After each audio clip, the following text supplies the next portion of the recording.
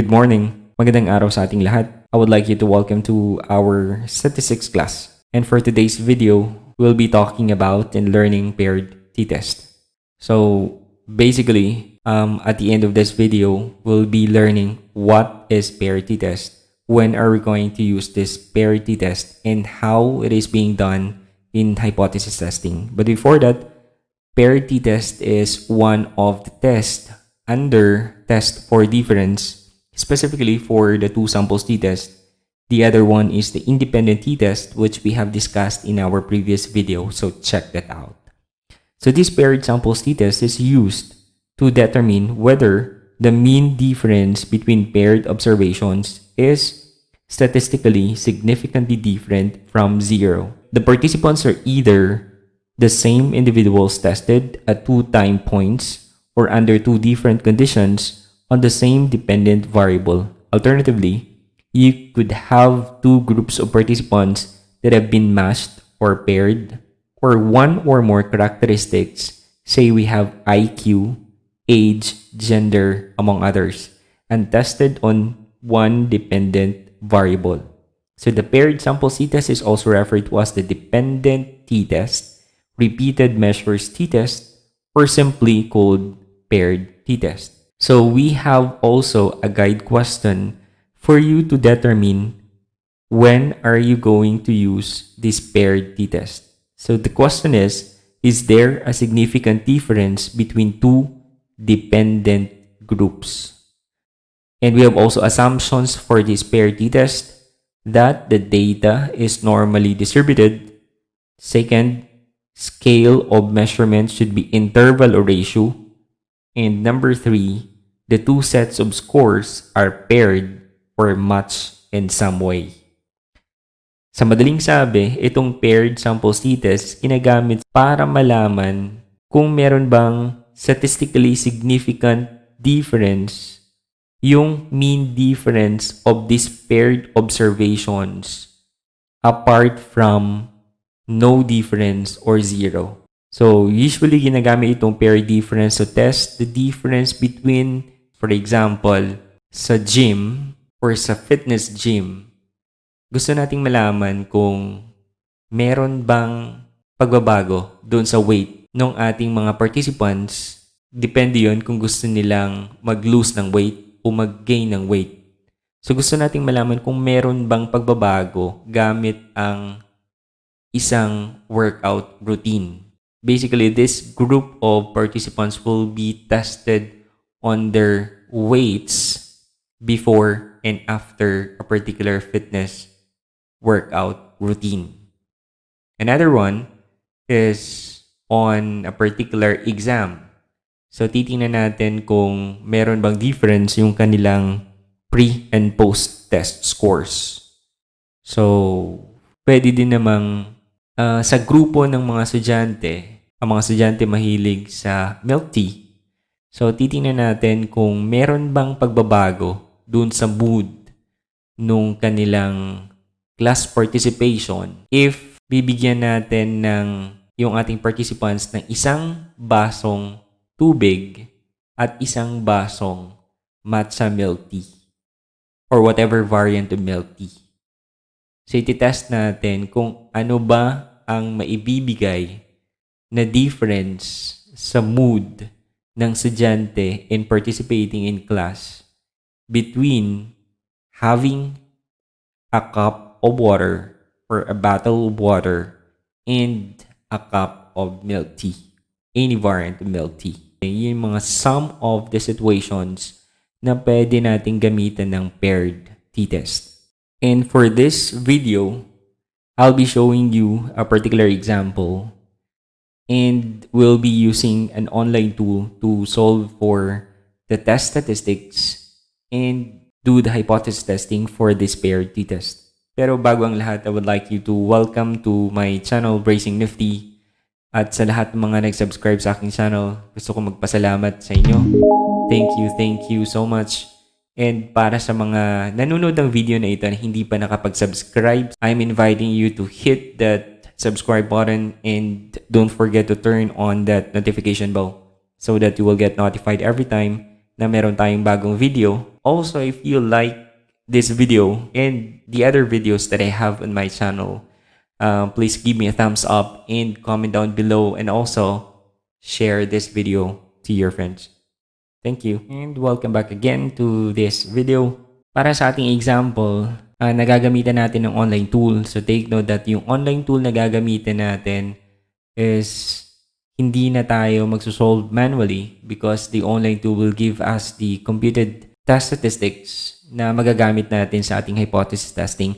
Yung online tool na nasabi ko kanina, that will help us na mapabilis yung ating pag-compute ng ating test statistics na magagamit natin in our hypothesis testing, particularly for this paired t-test. So our example lifted from layered statistics. So the problem states that a researcher wants to test a new formula for a sports drink that improves running performance. Instead of a regular carbohydrate-only drink, this new sports drink contains a new carbohydrate-protein mixture. The researcher would like to know whether this new carbohydrate-protein drink leads to a difference in performance compared to carbohydrate-only sports drink. To do this, the researcher recruited 20 participants who each performed 2 trials in which they had to run as far as possible in 2 hours on a treadmill. In one of the trials, they drank the carbohydrate-only drink, and on the other trial, they drank the carbohydrate-protein drink. The order of the trials was counterbalanced, and the distance they ran in both trials was recorded. So nandito yung suggested na hypothesis for this particular problem. We have the null and alternative hypothesis. For null, we have there is no significant difference between the sample mean performance of the participants who took the carbohydrate-only drink and a new carbohydrate-protein mixture. While yung ating alternative hypothesis is there is a significant difference between the sample mean performance of the participants who took the carbohydrate-only drink and the new carbohydrate-protein mixture. So, kung titingnan natin yung ating alternative hypothesis, yung statement nagsasabi lang na gusto niyang malaman kung meron bang significant difference. So, it suggests na gagamit tayo ng two-tailed test sa ating hypothesis testing. So, here are the sample data that we have. So, kung titingnan natin yung ating data for treatment 1 and treatment 2, kailangan paired itong mga data natin. Hindi pwedeng mas marami yung data sa treatment 1 o mas marami yung data dito sa treatment 2. Kailangan paired sila. So, yun yung difference ng data na meron tayo sa paired t-test at saka as compared to an independent doon sa independent t-test. Sa independent t-test, pwede tayong magkaroon ng parehong number ng ating data for the two groups, or pwede din namang magkaiba yung number ng ating data. But for the dependent t-test, kailangan pareho at match yung ating data. Kagaya nito, meron tayong 20 data from treatment 1 and another 20 data coming from treatment 2, and each data are paired at each other. So, matatandaan natin yung ating hypothesis testing. Ang proseso nun is una, magkakaroon muna tayo, state natin yung ating null and alternative hypothesis. Then, aalamin natin kung ilang level of significance ang gagamitin, kung two-tailed test ba siya o one-tailed test ba as suggested by your alternative hypothesis. Magko-compute tayo ng ating critical values. Meron tayong critical regions as our deciding factor kung kailan tayo mag-reject at fail to reject ng ating null hypothesis. At the same time, meron din tayong concluding part ng ating results whether we reject or fail to reject yung ating null hypothesis. So without further ado, ang gagawin natin ngayon is bubuksan natin yung ating online tool at i-import natin i-enter natin yung ating given data, yung raw data na pinakita natin kanina doon sa ating online tool using this link at para masimulan na natin yung ating computation for our hypothesis testing. Okay, so we are now on our online tool. So makikita natin dito, meron siyang formula for T. Then meron tayong social science statistics. Ito yung kanyang interface. Meron tayong home tab, calculator, descriptive statistics, and some others. So kung mapapansin natin sa interface niya, doon sa page niya, meron siyang t-test calculator for two dependent means. So, klarong-klaro na this particular test na gagamitin natin is intended for two dependent means. Then, meron siyang instruction na nakalagay that you have to enter your pair treatment values into the text boxes below this one. Ito, meron siyang treatment 1 and treatment 2. Ito yung tinatawag niyang text boxes. Either one score per line or as a comma limited list. Remember, because t-test for two dependent means uses paired values, you need to have the same number of scores in both treatment conditions. So, klaro yung kanyang instructions na kailangan yung ating data for treatment 1, number nung ating data, kailangan pareho doon sa number nung data nung nasa treatment 2. For example, kung meron tayong data na 10 dito, kailangan 10 din dito, which means that yung ating first data dito sa treatment 1 is paired with the first data on treatment 2 at sa mga iba pang mga data doon sa ating data given. Moving forward dito sa baba, makikita natin yung significance level. So, meron siyang 0.01, 0.05, and 0.10. So, you can choose, pwede namang gumamit ng 0.01, i-click mo lang ito, i-choose mo lang yung circle. But for our testing, gagamit tayo ng 0.05. Then, tatanungin tayo kung one-tailed or two-tailed hypothesis ba ang gagamitin natin. So, as our alternative hypothesis suggests na kukunin natin yung difference, so therefore, two-tailed yung ating gagamitin. Yan, before i-click yung calculate para makuha na natin yung test statistic. Okay, so babalikan natin yung ating data for treatment 1 and treatment 2. Ito yon yung raw data na given kanina. Ika-copy-paste lang natin. So for treatment 1, ayan, i-highlight muna. Then Control-C or copy. Then balik tayo doon sa online tool natin. Ipi-paste natin dito sa treatment 1. Ayan. So, pumasok na yung ating data. Meron tayong 20 na data dyan. 10.58 hanggang 11.93. On the other hand naman, balikan natin yung ating raw data for treatment 2. Ito yon for treatment 2. I-highlight natin. Copy. Control-C. Sa Windows na command, then Control-V para i-paste. Ayan.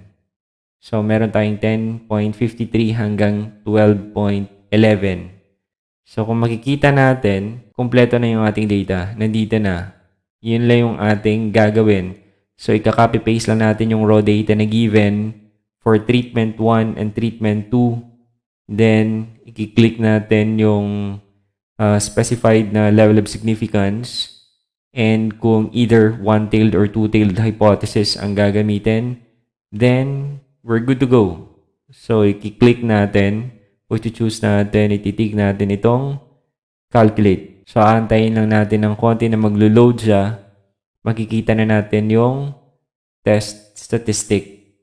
Ayan. So, t-test calculator for two dependent means, makikita natin dito, ito na yung nagiging output niya. Okay? So, makikita natin, nandito pa rin yung ating data kanina, treatment 1 na data, treatment 2 na data. So, etong text box na ito, ang laman nito is yung difference ng values from treatment 2 minus treatment 1. So, that is 10.53 minus 10.58. So, we have negative 0.05. And so on. Another one is yung summary nung ating test statistic. So, meron tayong for our data, mean difference. So, eto na yung difference nung lahat nung eto na yung differences nung lahat ng scores, individual paired scores. Then, kukunin yung mean nitong differences na ito or the average nito, eto yun. Kaya meron tayong mean difference which is 0.14 as compared with our mu which is equal to 0. Then we have the variance S squared which is determined by SS over DF. Yung SS is ito. Square deviation 0.17 divided by yung degrees of freedom nito is n minus 1 or 20 minus 1. So magkakaroon tayo ng 0.01. Then variance of the mean difference is determined by variance divided by yung variance natin, ito yun, S squared, 0.01 divided by n, which is 20. So, we have 0.01 divided by 20. Magkakaroon tayo ng 0. 0 point something, ganun. Then, standard deviation of the mean difference, kukunin lang natin yung square root nito. So, the square root of 0.00 something, may mga values dun sa dulo, magkakaroon tayo ng 0.02. So, for t-value calculations, ito yung importante dito. Makukuha natin yung t na ito by taking m minus mu divided by s sub m. So, take note that yung m natin is yung mean difference, 0.14, minus yung mu natin na 0, divided by yung ating s sub m, which is 0.02. Kaya meron tayong calculated t or the t-value calculation which is equal to 6.34. So, meron na tayong test statistic. Aside from that, binibigay din ng online tool yung tinatawag nating p-value. So, the value of t is 6.339582 and the value of p is less than 0.00001. So, ano ibig sabihin nun? Na yung ating p-value daw nitong computations natin dito for the problem is less than 0.00001.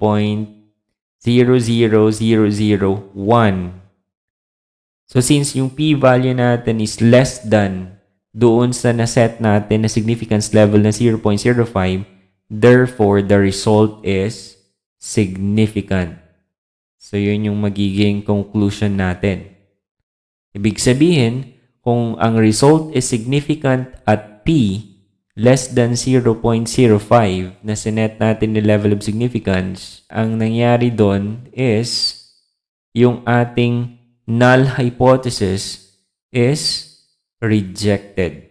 That is why ang conclusion nito, so there is a significant difference between the sample mean performance of the participants who took of the carbohydrate-only drink and new carbohydrate-protein mixture. So since yung p-value natin na na-compute kanina is less than 0.00001, which is less than doon sa sinet natin na level of significance na 0.05, therefore, there is a significant difference. Doon sa ating decision is we are going to reject the null because the difference is significant. And so, therefore, yung ating conclusion that there is a significant difference between the sample mean performance of the participants who took of the carbohydrate-only drink and new carbohydrate-protein mixture.